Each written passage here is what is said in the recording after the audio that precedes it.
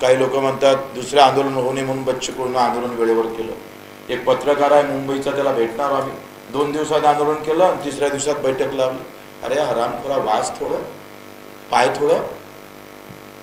आणि तुमच्यामुळं आमचं आयुष्य जर बर्बाद होत असेल अशा चुकीचे आरोप करू, चुकीचे आरोप करताय, कोणाची जिंदगी तुम्ही दावावर लावताय, आयुष्य दावावर लावताय। छापला न्यूज करायला काही वेळ लागत नाही, पण कोणाचं आयुष्य जर पणाला लागत असेल तर कोण सोडणार आहे?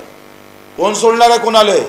एवढं सोपं नाही आहे। अशा पद्धतीनं जर तुम्ही उधळपट्टी करत असाल आमची, तर आम्ही सोडणार नाही। आणि मग आम्हाला परीक्षा द्यायची वेळ आली, हेच खरं तर चुकीचं आहे।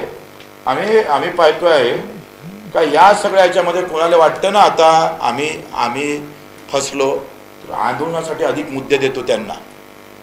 जे म्हणतं ना आमच्यावर आरोप करताय ना, मग आंदोलनासाठी आत्ता मुद्दे आहे। अजूनही सोयाबीन, कापूस, मक्याची खरेदी झाली नाही सुरू।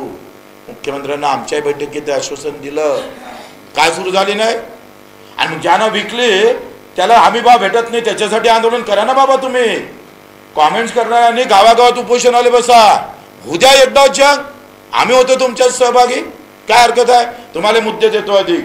हमी भावाच्या खाली ज्यांनी सोयाबीन विकली त्याला पण आम्ही भावांतर योजना लागू केली पाहिजे। हमी जो काढला जातो तो चुकीचा काढला जातोय, त्याच्यासाठी तुम्ही लढले पाहिजे। बच्चू कडू आणि त्या आमच्या सगळ्या नेत्यांनीच थोडं ठेका घेतलाय।